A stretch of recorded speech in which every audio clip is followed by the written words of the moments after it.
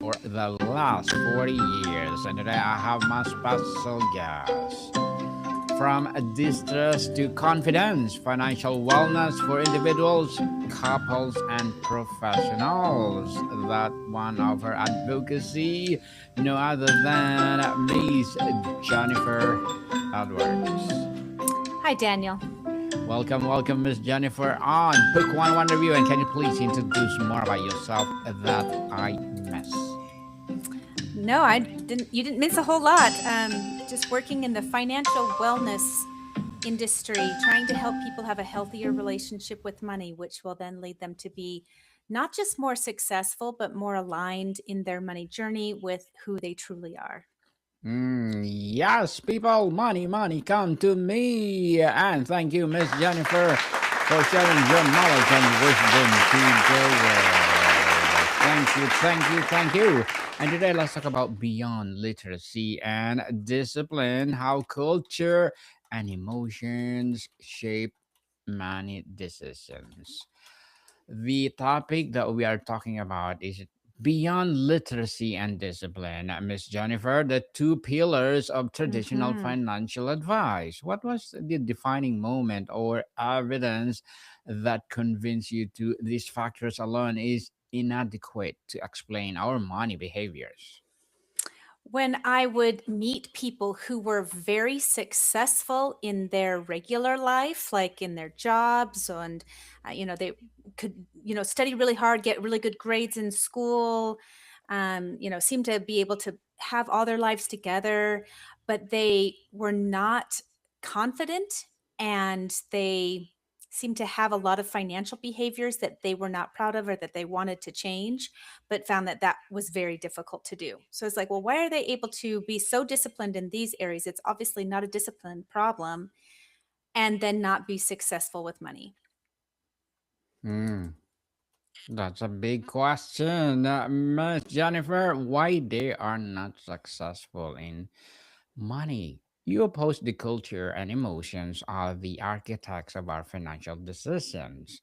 Can you describe the interplay between them? Does the culture set emotional rules, or do universal emotions express themselves through cultural scripts?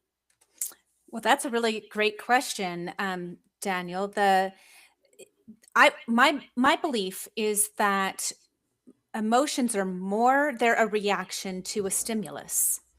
So they're going to come from an experience that we have, either our most likely our nurture experience, so something that's kind of outside of us. So we're going to have a stimulus of some kind. Somebody's going to say something, somebody's going to do something, we're going to see or hear or bring something in through our senses, and then an emotion could arise out of that experience.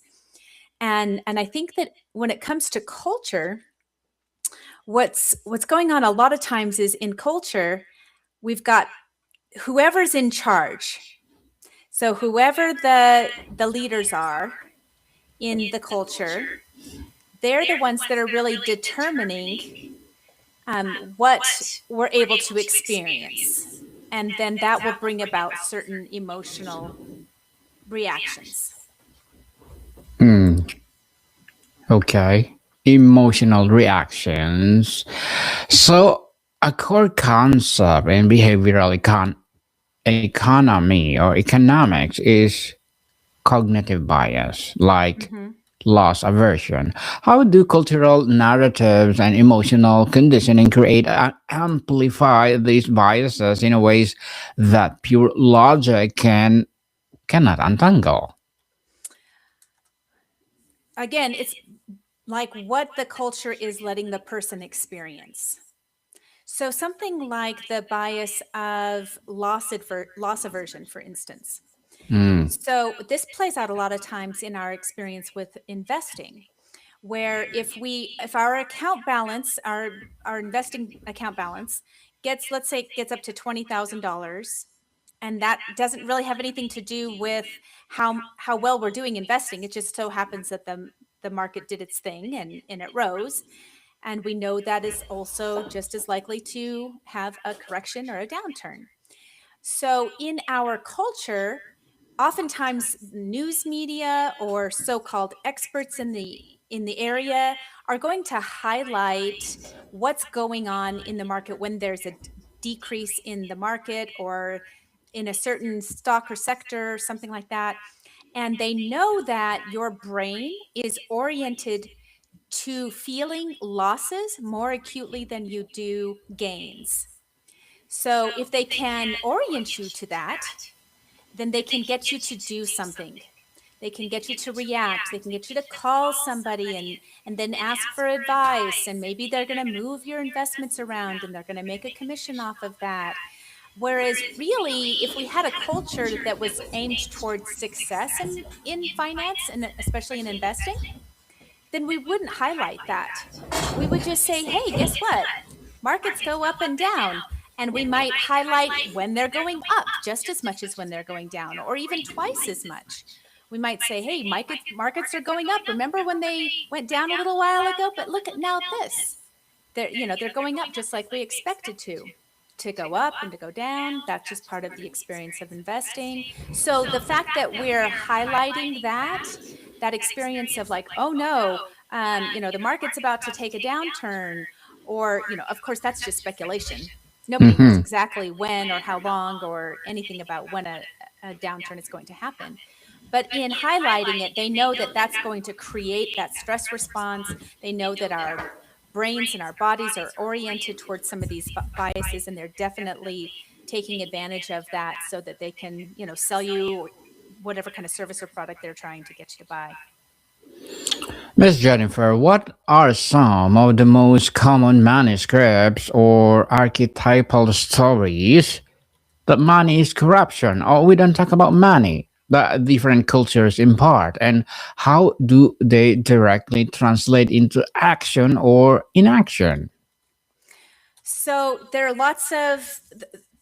four money scripts that Ted and Brad Klontz have come up with, and those can be helpful to kind of see where you maybe dominantly lie.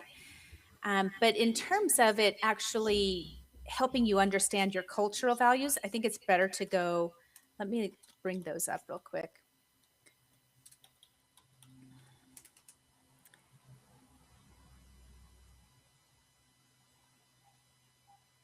Because you've got money, worship. It's hard for me to remember these because I don't really think that these are the four most important things when it comes to money, but they are the ones that most people know. Anyway, well, let's skip it. So the most common, like the beliefs, really are usually around the fact that in order to gain money, you have to work really, really hard. Yes. That's a big one in lots of cultures. But there's lots of ways to create money and abundance in your life. And it's not always like, okay, I need to work harder, or I need to work longer or more, or I need to create a business, or I need to not have a 9 to 5, or I need to have a 9 to 5, or I need to work for the government. It's important to step back and go, okay, what way do I want to contribute to the world? And how can I help the world understand the value of what I have to offer? Because I think we all have something significant of value that only we can offer to the world. And so it's important to recognize, we just need to help other people see the value of that. Different cultures import these different ideas through just how you talk about them.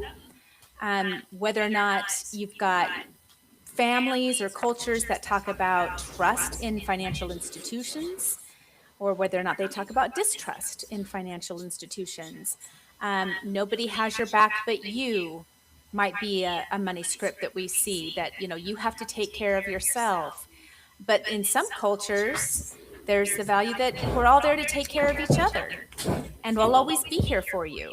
And that helps to decrease that financial stress and help you make better financial decisions. Financial decision for sure. So, how do immigrant or first generation experience uniquely shape financial psychology, often creating a tension between the money values of an old world to a new one? Well, yeah, because you're dealing with where two cultures intersect. And anytime you have one culture butting up against another cultural value system, you're going to have a feeling of cognitive dissonance. Especially where I see this is in first generation college students, first generation professionals, and how they're trying to kind of negotiate two worlds where they came from a family maybe that said, hey, we're going to scrimp and save and get you to be successful. And then the expectation is that you will then contribute back to your family and your community with the new resources that you're able to have access to. But then when they get into that culture, they realize, well, there's a whole nother system here that says, in order for me to take care of myself, I need to be preparing for that as well. So, how do you negotiate taking care of past generations, yourself in your current situation, and then future generations, your future family? And setting new boundaries in that arena can be, very disruptive to these family patterns. And what I try to teach people is just to be clear with themselves and to also acknowledge, hey, this is the circumstance. There's a dominant economic cultural value system in the United States that your family may not align with. And if you decide, I want you to be very cognizant and conscious about, like, what value am I do I want to embody? Do I want to, I could take this from my family of origin. I could take this from, something that I'm seeing from outside of my family. I could take this from, another system that I see or my romantic partner, and then very consciously choose what value system I want to embrace in my own economic circumstances. And Daniel, I can't hear you if you're speaking. Very well said, Miss Jennifer. Very well said indeed. So let's talk about the emotional engine, fear, shame, and identity. Beyond greed and fear, what let's discuss emotions like shame, guilt, pride, or desire for belonging most potentially drive our spending, savings, and investing.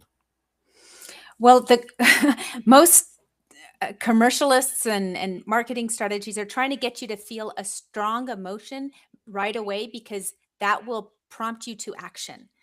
So they're going to try to get you to feel that. Like when you say desire for belonging, that's really more of like a fear of not belonging, a fear of being excluded. That's the stronger emotion there. So it's usually the two major emotions that drive our actions are fear and love. Fear is very easy and quick to engender in people. You can do it very quickly and easily, but it's not very sustainable. So, in order to get people to stay in a state of fear, you have to keep kind of feeding that monster. You have to keep giving them more reasons to be fearful. Love is like a slower uptake. But when you feel love, it stays with you for a longer period of time. So you can see this. It's kind of an interesting exercise to watch an ad or something like that and say, which emotions are they really trying to get me to feel in order to act, which is usually to consume something. So yeah, most of those, that's the emotions that's driving our relationship with money. In investing, it's fear of missing out on something that kind of shows up in greed, or Mhm. fear of losing something, which is what makes us kind of sell and then pull back and be like, oh, maybe I don't want to participate in this exercise of investing, which is, of course, crucial for long term success. Miss Jennifer, luxury shame and frugality guilt are real tensions. How do emotions around social signaling and perceived judgment wrap our financial choices, often leading to decisions that feel inauthentic? Well, we're creatures of comparison. We want to fit into tribes. We know because evolutionarily, people who decided that they didn't care what the group thought about them, they didn't survive very long because it was important to fit into the group and to be able to, to see that the rules of the group were important and that you wanted to comply. that you wanted other people's approval. Because if you think about our ancestors from 5,000-6,000 years ago, 10,000 years ago, whatever, they didn't survive if they weren't approved by the group. They would just kick them out, and then they would just get eaten by a saber-toothed tiger, not live long enough to reproduce. So who lives now is like, yeah, we're constantly scanning for, are we okay with the tribe that we want to fit in with? And so if that's, an online group inside of a social media platform, it's like, who do I want to identify with? And do I have those qualities? So that leads a lot to, whether or not you're going to feel that luxury shame or that frugality guilt. Like, who are you trying to fit in with? Because the opposite groups are going to make you feel this way. Yes, definitely, Miss Jennifer. So, what are your short-term and long-term goals, Miss Jennifer? Well, I have a lot of business goals right now, as we're trying to ramp up our coaching. What we're doing now is custom coaching packages where we have an interview with an individual or a couple or a family, and then we create a custom package with instructional units and one-on-one sessions and different activities and exercises that they need to do to kind of engender new habits or new ways of thinking. So we're kind of ramping that up, and just kind of that cool feeling of creating something and bringing it to life, and not getting overwhelmed with too many ideas or feeling like I have to be perfect before I can try something new. So those are my goals, is to, I've got some specific growth goals for this year for the business. Good luck to your goals, Miss Jennifer, and looking forward for more success. And what will be your piece of advice for those people out there who want to be like you? Is to try to realize that your financial experience and why you are where you are with money or what you're doing with money is largely not a product of things that you chose consciously. And once you realize that and you get that education of like, oh, I had these values coming up and these beliefs coming up from my childhood, and there was no way that I could have known better, or these cultural values from outside of me are influencing my ability to be successful with money, then we can diminish that shame. We can just get rid of that and just go, hey, some of this was just imposed on me. And so now that I know, I'm going to try to be more conscious around money. So in my money journey, I've just really tried hard to, when I feel an emotion, instead of trying to go, ugh, I don't like that uncomfortable emotion, and then just kind of block it out, I do a little exploration. I start to say, why do I feel this way? What story is feeding this emotion? And then I try to kind of heal that little story part of myself and say, oh, I can understand how you came up with that story and how you got to feel this way in this circumstance. And now we're going to do something different because that doesn't serve us anymore. But it's okay that you were like that before. Thank you for that advice, Miss Jennifer. And can you please recommend a book or books that influence your journey? My book, I would say, is No Bad Parts by Richard Schwartz. That's really helping us. Again, this is fantastic for certainly anybody that can identify trauma in their lives. But we all have trauma. We just don't really understand how it sits in our nervous system. We can still be functioning very well and still be influenced by these subconscious nervous system reactions. And No Bad Parts just kind of brings that all to light and compassionately helps us look at, how we got to be where we are and who we are. Mm, definitely. So thank you for that recommended book. So, Miss Jennifer, in traditional financial literacy, programs are missing the mark. What would the curriculum of a financial psychology and cultural fluency course include for young Mhm. adults? Mhm. It would definitely include understanding trauma responses and nervous system regulation. That's the big piece that I think is missing, is saying, oh, you really need to regulate your nervous system before you make any important decisions, even before you try to communicate with people, before you try to receive communication from another person. Really to get centered and grounded and come into that thinking part of your brain. I think it's really important to understand why we might be in our parasympathetic nervous system, why we might be in shutdown response, and to stop feeling guilt about that. Most Yes. likely, that really wasn't your choice to have been like that. And we often mischaracterize that kind of stuff as character flaws. Well, Miss Jennifer, before we wrap up our discussion for today, I'm inviting you to please do listen to my other podcast, people. My other podcast, because my abstract essay is already in sixth season, abstract poetry in third season, and of course, my book 101 review in sixth season as well, comedy 101 in the third season, and my food 101 in sixth season too. Geography 101, love letters, movie 101 review, music 101, our fourth season. Science 101, Sex 101, third season, and of course, Trivia 101, Law 101, Mental Health 101, Motivation 101, Entrepreneurship 101, Bible versus 101 are my baby podcasts. So please listen to them wherever you listen your podcasts. So, Miss Jennifer, to end on a hopeful, actionable note, what is one small, deliberately money decision someone can make this week that would honor a positive cultural value or a healthy emotional need, thereby practicing this new paradigm? Yeah, I would say that it's follow the why. So go Hmm. down that little rabbit hole of why am I either wanting this thing or doing this thing? Follow that why to its conclusion. Follow that why, people, not how. Okay? Why. Big why.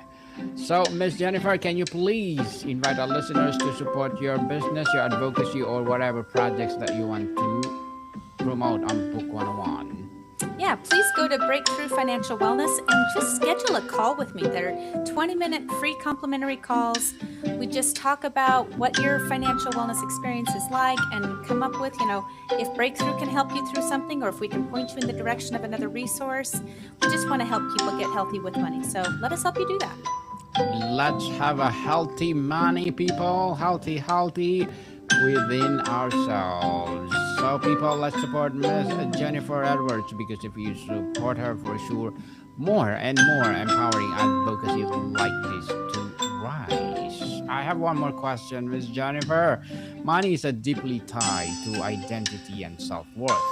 How does work of untangling one's self esteem from the net worth or earning power begin? What is the first step? Yeah, I would say the first step is to get your hands on some meditations. So if you go into YouTube or anywhere, just say, a self-worth meditation, because that really does start with retraining your subconscious to look at your self-worth as non-negotiable. Nobody else gets to comment on that. You're of infinite value, no matter what you make or what you do. Yes, indeed. So, Miss Jennifer Edwards, thank you so much for your time. Modicon people, see you soon.